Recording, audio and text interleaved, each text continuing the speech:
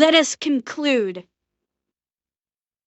with something we have been waiting for this week. Chat, it is time for Nick. And he's talking about Bass fucking Bro Shop, chat. Are we ready? I have a suspicion one of the buttons on my soundboard may get used quite a bit on this one. Let's go. Nothing is normal. Oh.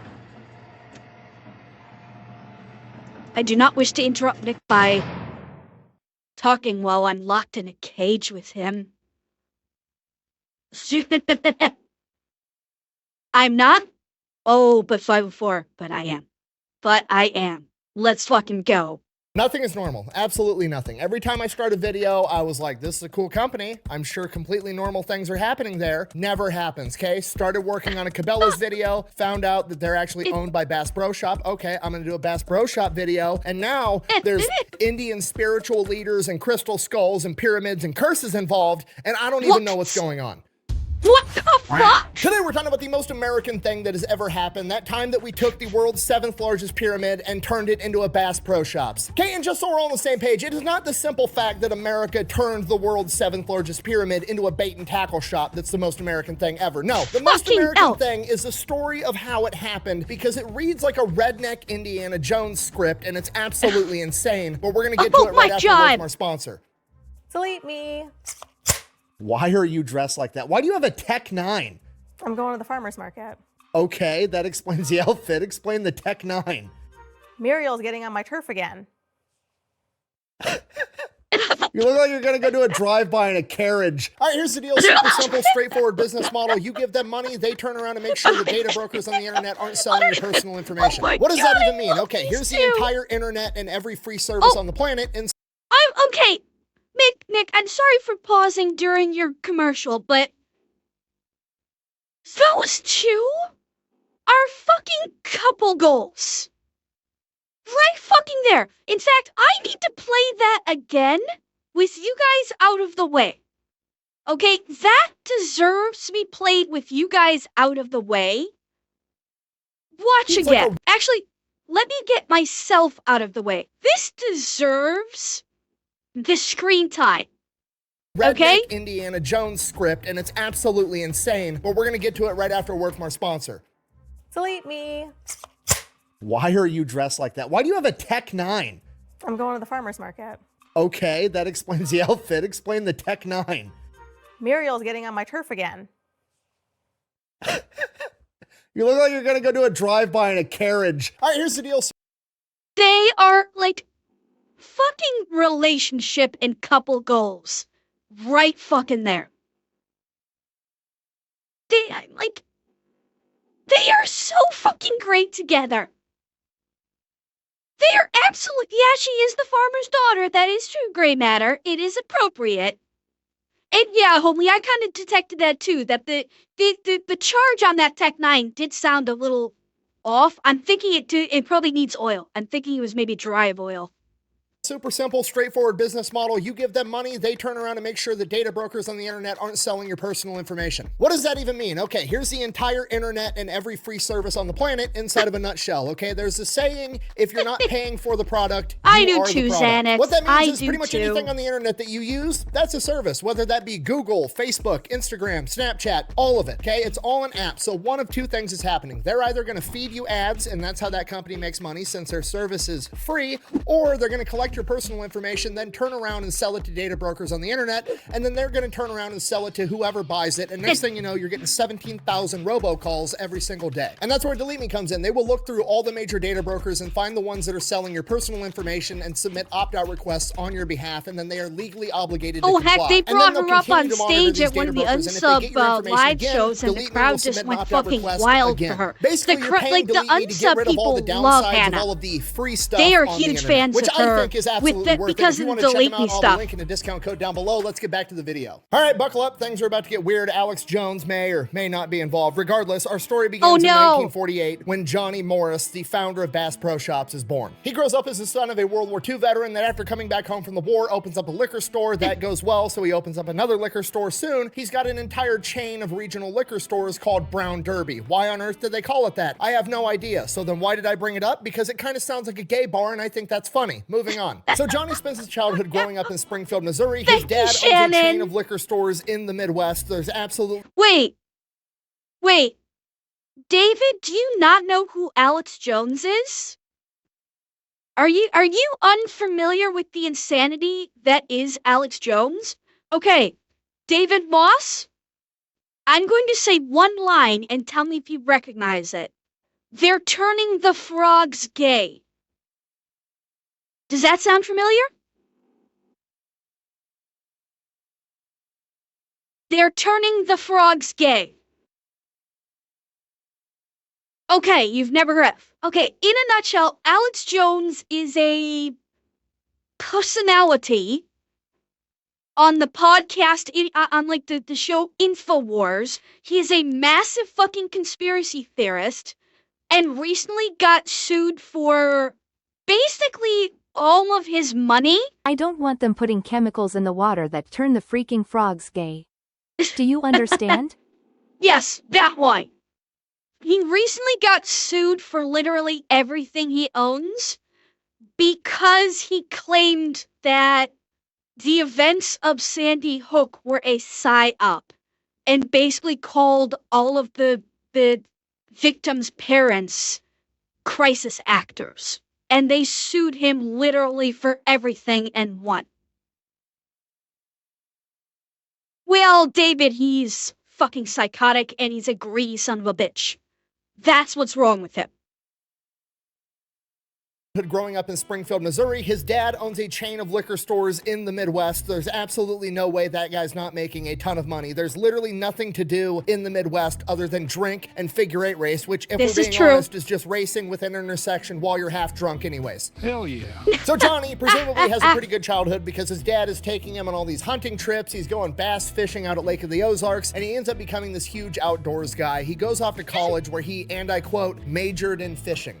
You can do that? Comes back home from college, doesn't really know what he wants to do, but he does know it's a humongous pain in the ass to find good fishing equipment because remember, this is like the 1970s. There is no Amazon. You can't get on the internet and buy all the fishing stuff, okay? Bass Pro Shops doesn't exist. This is true. Yet. You got to know a guy that knows a guy that's making lures in his basement if you want to get good fishing tackle. So Johnny, fresh home from college where he just learned the laws of supply and demand, there's a huge demand for fishing stuff and there's a very low supply of it. Good night. He's going to fill that gap and he's probably going to make some money doing it. So he takes out a $10,000 loan, rents a U-Haul, travels the entire United States making connections with local bait and tackle shops and buying up all of their inventory, and then brings it back to Springfield, Missouri and starts Bass Pro Shops in the back of one of his dad's liquor stores. Now remember what I said, there is no Amazon. You can't... Okay, hold up. Hold up. That is fucking perfect. That is like the absolute perfect locale. What better place to have a Bass Pro Shop fish supply, like fishing tackle, than in a fucking liquor store? You literally just turn that building into the Redneck one-stop shop. Fucking genius. Absolutely fucking genius. And I have never been in a Bass Pro Shop. The only, like, sporting goods place similar to Bass Pro Shop that I've been in was, I think it was a Dick's Sporting Goods. Back when I was in the States. I think that is the only, like, that type of place that I've been in, which I fully appreciate is not the same as a Bass Pro Shop. I fully appreciate and understand it is not the same. Bass Pro Shop is on another level. I understand it. And honestly, it probably wouldn't work well in Newfoundland Kaibo because there wouldn't be that much of a demand for it. The fishing that happens in Newfoundland is professional. It is not really casual. So Bass Pro Shop, unfortunately, would not probably work well in Newfoundland. Plus, the population would not, like, think about it. Bass Pro Shop usually caters to hundreds of thousands of people on a monthly or somewhat multi-monthly basis. And that is the entirety of the population of Newfoundland. So no, Bass Pro Shop would not do well in Newfoundland, I don't think. Yes, it is, Torch Ninja. It is the Fat Electrician. Can't get online and order all your fancy bass fishing equipment. You got to know a guy that knows a guy, and pretty soon Johnny Morris becomes that guy. His phone number is getting passed around the fishing community like wildfire. The next thing he knows, he's getting phone calls from other states all over the country, placing orders, and then he's mailing stuff to people. This goes on for about 2 years, and then after that, he realizes he has an enormous catalog of names, addresses, and phone numbers of all the big fishermen all over the United States of America. So he takes a risk. He prints out 10,000 Bass Pro Shops catalogs in 1974 and mails them to absolutely everybody with all of his products inside. This explodes into a humongous mail order business, which is basically the Amazon of its time. And as he continues to grow the business, he's like, you know what? Fuck it. I'm just going to start selling fishing boats out of my catalog too. But I'm not just going to sell the boat. I'm going to sell the boat with the motor and the trailer, all for one price, one-stop shop. You get everything. Up until okay, I think Dick's about to explain if you wanted to buy a fishing boat, you had to go buy the boat, then you had to go buy the motor, then you had to figure out how to get a fucking trailer. It was a whole day-long event. Now you could just call up Johnny and have the boat delivered to you. It was perfect. His boat. Holy crap, he's pioneering shit left and right. God damn. He is a real man of genius. Like, who is it that did the Real Man of Genius? Was that Budweiser or Bud Light that did the Real Men of Genius? The Real Men of Genius. It was Bud Light? Okay. He needs to be in a fucking Bud Light commercial for Real Men of Genius. And we are only getting started. End up becoming the most popular boat in America and the most manufactured boat. Wait. Day-long event. Now you could just call up Johnny and have the boat delivered to you. It was perfect. His boats end up becoming the most popular boat in America and the most manufactured boat on the planet. Then in 1980, he realizes, like, you know what? I bet people would really appreciate a place where they could just drive their truck, pick up the boat on the trailer, be able to look at all the fishing lures, all the stuff I have for sale. I'm going to build an enormous retail place. He builds the world's first Bass Pro Shops outdoor world. It is 300,000 square feet. There's fish tanks. There's exotic animals stuffed all over the walls. It's not just a store. It's basically like a dead zoo, except the fish are alive. It's basically Willy Wonka's chocolate factory for rednecks, okay? People travel from hours and hours away to make their pilgrimage to Bass Pro Shop. Okay. I might need to actually look into seeing if there is a Bass Pro Shop near where I'm going on vacation this summer. Like, holy fuck, look at this. This is incredible.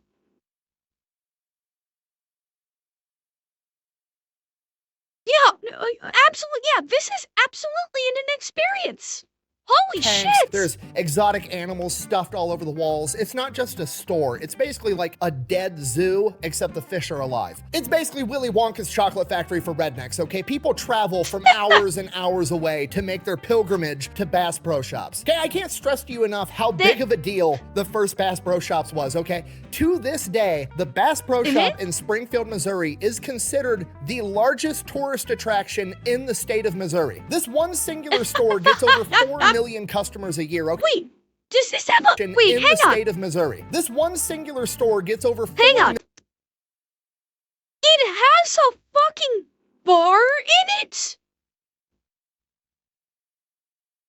The Bass Pro Shop has a fucking bar and restaurant in it? Holy shit!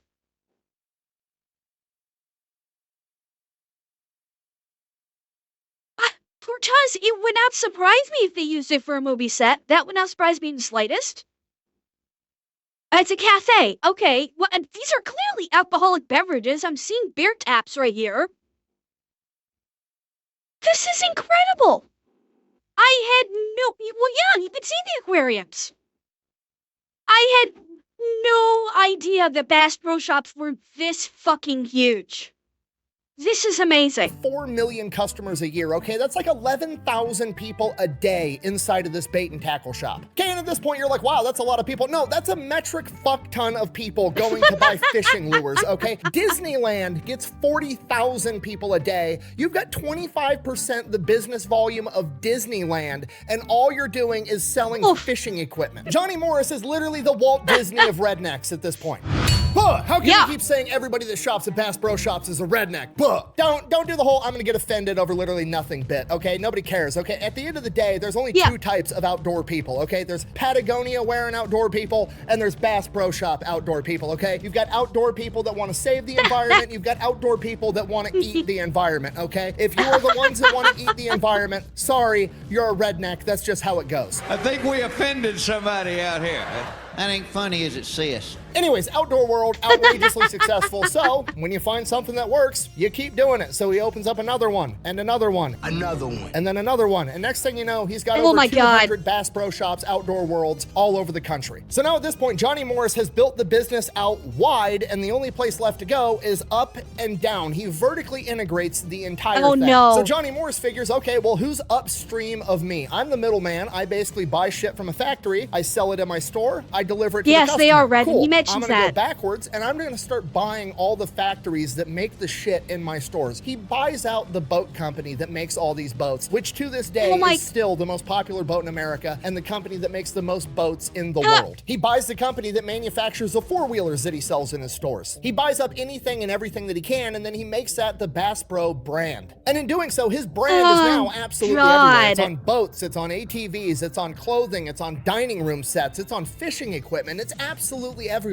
to the point that everybody in America knows that brand. It's one of the most recognizable brands of all time. And in doing so, it's kind of polarizing, right? There's only two types of people in regards to Bass Pro Shop. Well, okay, Revan, I don't know if I'd call it the Redneck Costco. It's close. It's damn close. Hey.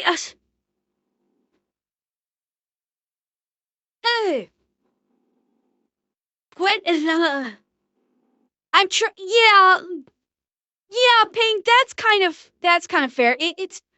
I'm trying to think what. Okay, no, because it's bigger than that. Fuck it. I don't have a comparison. Never mind. Moving on. I don't have a comparison.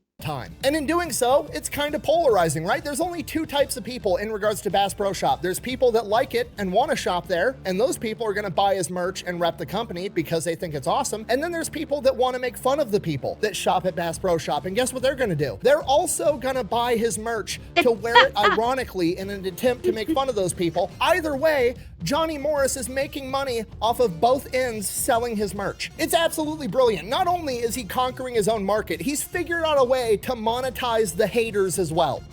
Hey, I'm sorry, I didn't see you there. I was too busy blocking out the haters. So Johnny Morris has done it. He's vertically integrated everything. Like anything to do with fishing in America, he is inescapable. Like you gotta go through this guy if you want to be able to catch fish, essentially. So he's like, okay, well, I need to expand into related markets. What's related to fishing? Hunting. Most people that fish, hunt, vice versa. So there's another company, almost the same exact business model and storyline to him, but it's the hunting version, and that's Cabela's. So he buys Cabela's out for $5 billion and combines the brands together. After acquiring Cabela's, there's only one more company that he's actually competing with, and that's Sportsman's Warehouse. So he goes to buy them out too. I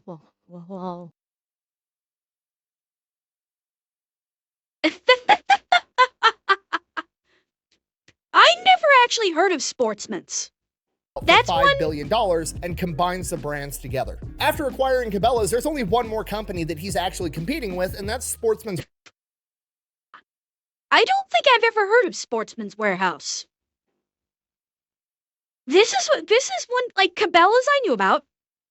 I don't think I ever remember hearing about Sportsman's. This is a new one for me. Warehouse, so he goes to buy them out too, and he gets like all the way to the very end. They're about to sign the contract, and Bass Pro Shops is about to own Sportsman's Warehouse, and the government agency, the FTC, the Federal Trade Commission, has to step in and stop the purchase of Sportsman's Warehouse. Monopoly because if he buys it, they're going to declare it a legal monopoly. He is not allowed to buy up any more of the competition.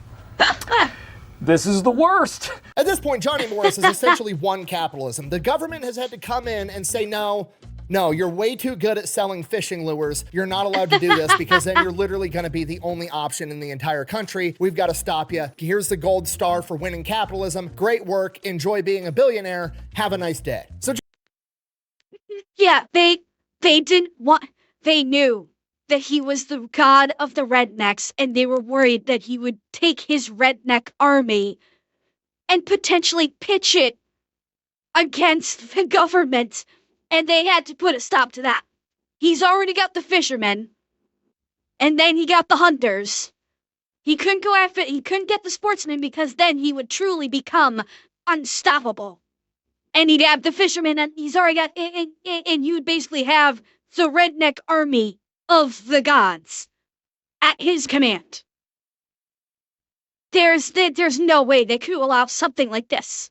the gold star for winning capitalism. Great work. Enjoy being a billionaire. Have a nice day. So Johnny Morris was like, okay, the government stepped in, not allowed to get any bigger at doing what I'm already doing. So my only other option now is to either just call it a day and retire, or I can expand into a related market. And at that point, he realizes like, okay, I'm going to do tourism. I'm already kind of in tourism already. I have the #1 tourist destination in Missouri, and my other stores are in the top 5 destinations in like 8 other states. So he gets more into tourism. He starts opening up Bass Pro Shop resorts, golf courses. He has a fucking music festival. And then one day, the Memphis Pyramid comes up for sale. And I know what you're thinking. Why the fuck is there a pyramid in Memphis? Great question. Well, in the 1950s, there was this architect that wanted to make a big-ass pyramid. He actually wanted to make 3 pyramids, but it never got that far. He never got...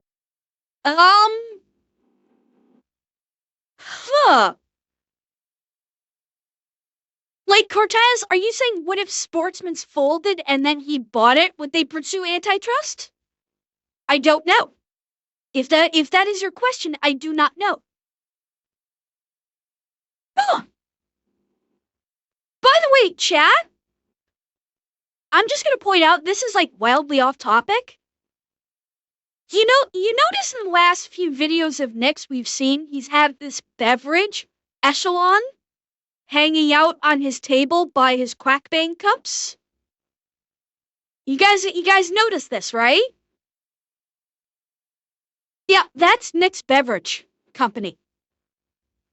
He didn't create it, but Nick bought into this company, and he is a part owner of this Echelon beverage company.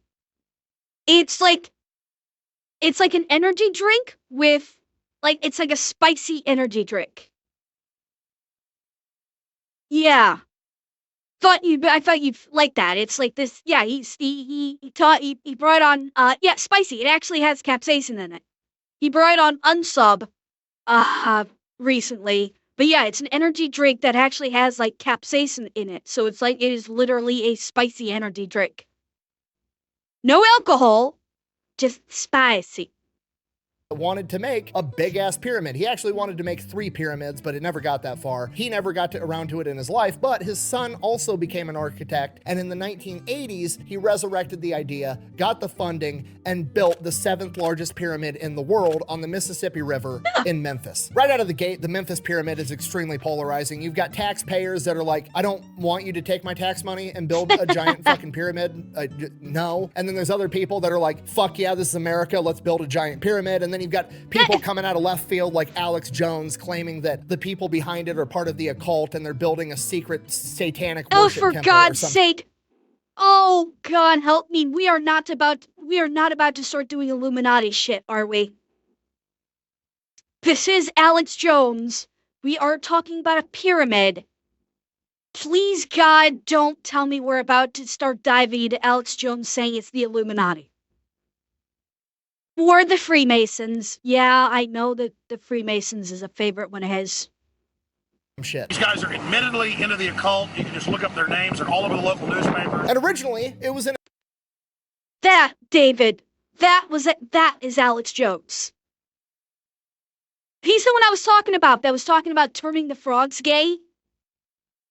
And that claimed that Sandy Hook was a psyop and that everyone involved were crisis actors. And now he has no money, and he had to actually sell InfoWars because he got sued into oblivion. Yes, that is true, Zep. They do exist, but they are not what everybody thinks that they are. Guys are admittedly into the occult. You can just look up their names. They're all over the local newspapers. And originally, it was an event center. People were going to have basketball games there, boxing matches. Mike Tyson fought there. They were going to have concerts, all kinds of stuff. So they started building it in 1989. It finally opens up in 1991. And right before the Memphis Pyramid is about to open up, the maintenance crew goes up to the very top. And at the very top, there's a metal box welded at the top of the pyramid. And they're like, what the fuck is that? So they go, they get the project manager. They end up chipping away at this welding. They rip this box down. Inside this metal box is a smaller wooden box. So they pull that up, they open it, and there's like a of just incense and perfume and shit that comes out. And inside of the box is a fucking crystal skull inside of a velvet cloth. What the fuck? Don't worry, it gets weirder somehow. So they track. Wait, where the fuck did this come from? Hell. Where the fuck did this box come from in this modern man-made structure? I'll let it cook. Hang on a second. Sorry, cat was crawling on stuff that she should not be crawling on.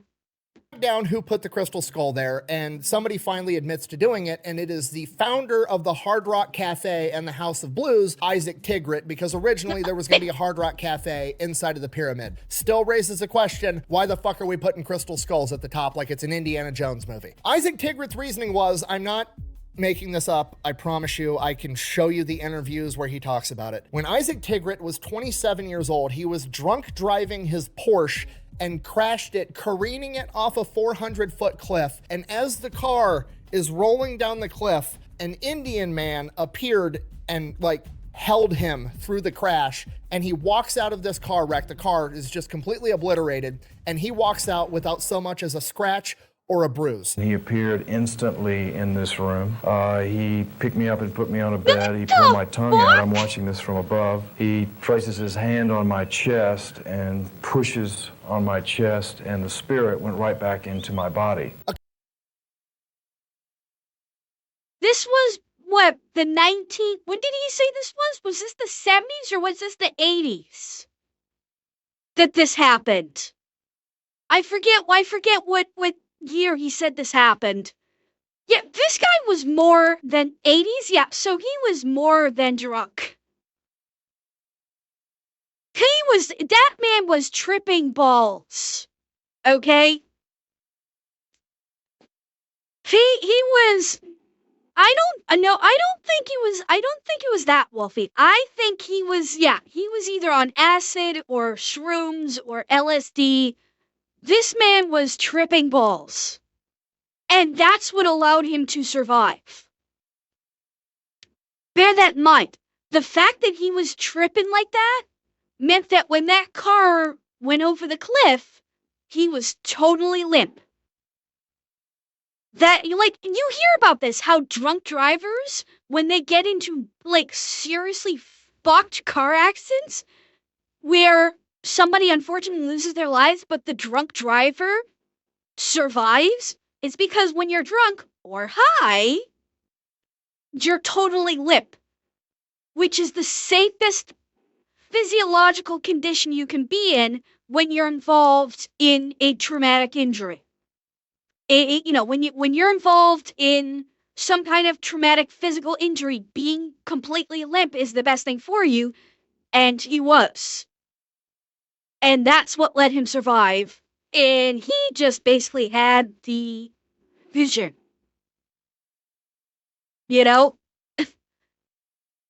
A couple years later, he's in a bookstore and he sees the Indian man that held him through this car crash on the back of a book and finds out that it's his Indian spiritual leader named Sai Baba. So he goes to India multiple times, ends up giving this guy millions and millions of dollars, and becomes best buddies with this Indian spiritual leader, Sai Baba. And when Sai Baba finds out that they're building a massive pyramid in Memphis and they're putting a Hard Rock Cafe on the top, Sai Baba gives Isaac this crystal skull and gives him instructions on how to mount it at the very top because it's gonna please the cosmos or put out good vibes or some shit. So that's what Isaac...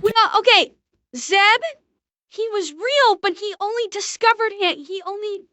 He saw his picture on the back of a book. So what happened is the owner of the Hard Rock Cafe probably saw that book somewhere. And in his drug-addled brain, that picture entered into his mind from that brief moment in time previously that he might have seen this person's picture on the... No, I appreciate that he was real. I'm saying, because, okay, listen again. And when Sai Baba right back into my body. A couple years later, he's in a bookstore and he sees the Indian man that held him through this car crash on the back of a book and finds out that it's his Indian spiritual leader named Sai Baba. Yeah. He saw it on the back of a book. Oh, fuck. Did you just debate me? Fuck. Just debate. I got debated. Chance debated me. Said you should do better when I'm rolling on something. You know when I'm rolling, I'm getting, like, innuendo is going to go right over my fucking head. Oh, fuck. I got debated.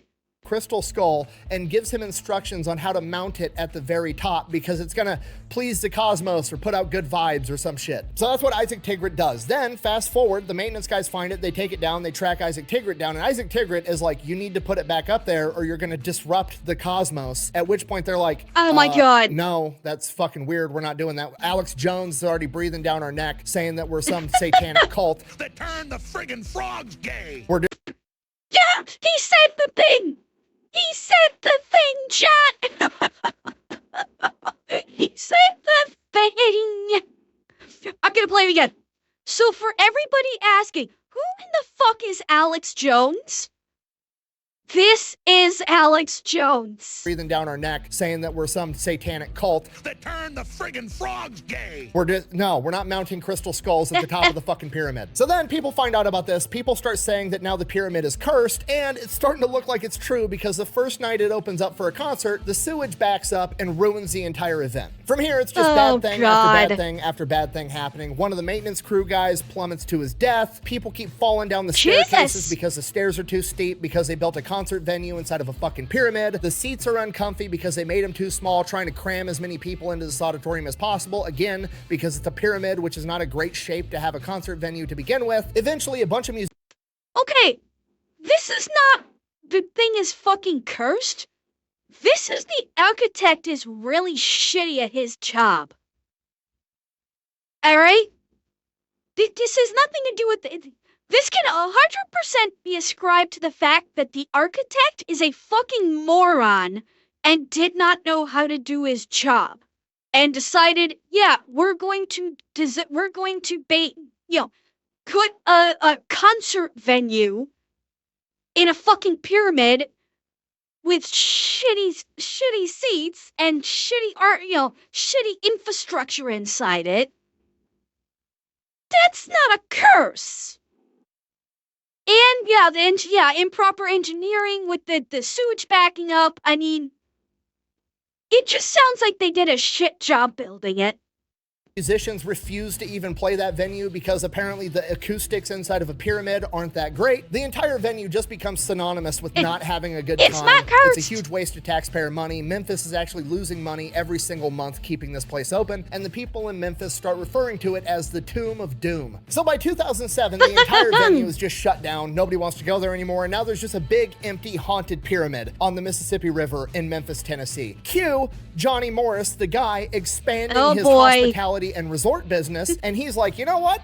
I could put a Bass Pro Shop in that motherfucker. It'd be awesome. At face value, it's funny. Why wouldn't you go to a giant pyramid to buy a fishing lure? That's hilarious. But we're also going to call it the Redneck Mecca. Why is that funny? Well, because Mecca is the holiest place in the Muslim faith, and every single Muslim on the planet is obligated to go there at least once in their life if they're physically and financially capable of doing so. We're going to quietly insinuate that every redneck in North America has a...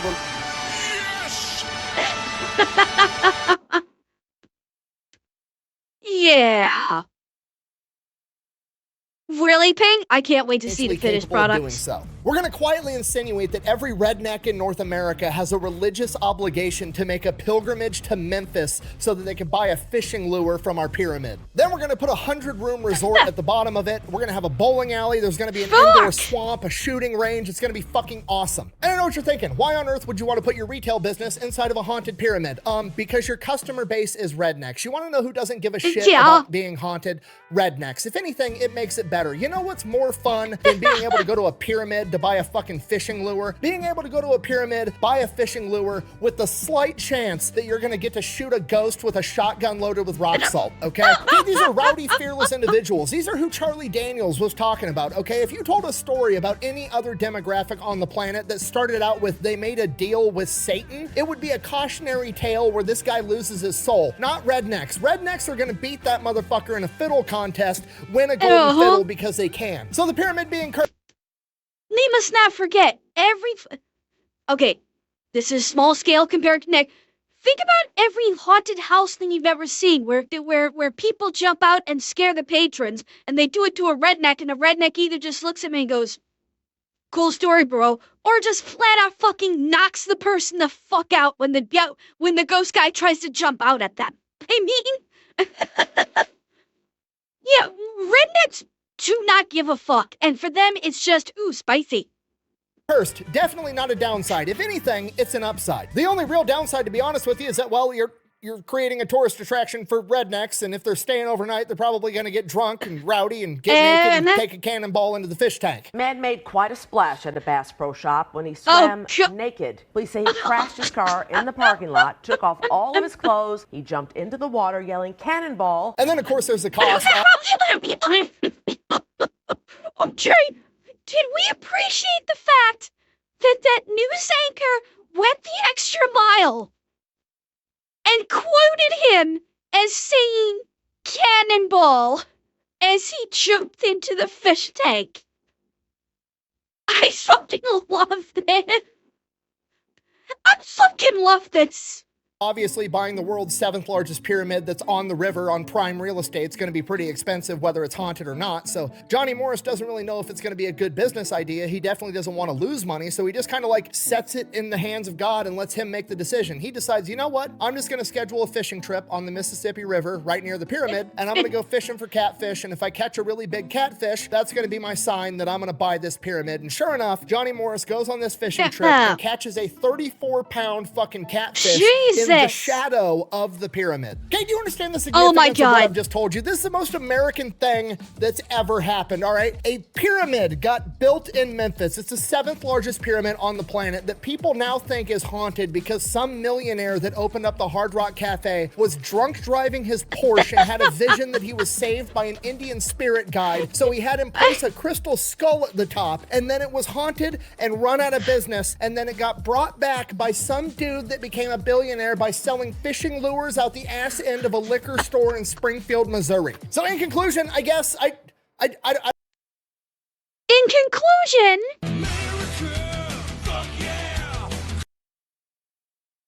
there's your conclusion.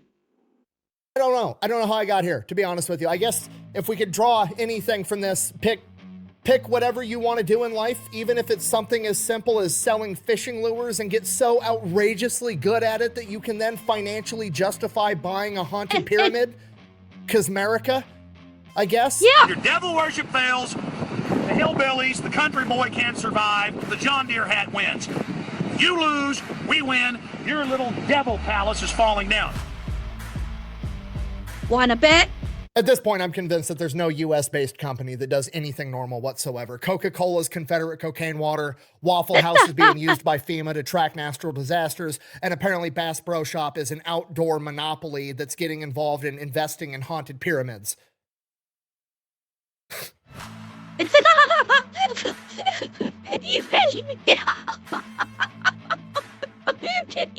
Nick at the end was like, fucking hell. The self-awareness from Nick right at the end there was just fucking beautiful. Oh my god! Oh, that was glorious. Oh, that was fucking great. Oh, I love it. I absolutely fucking love it. That was so unhinged, and I am fucking here for it.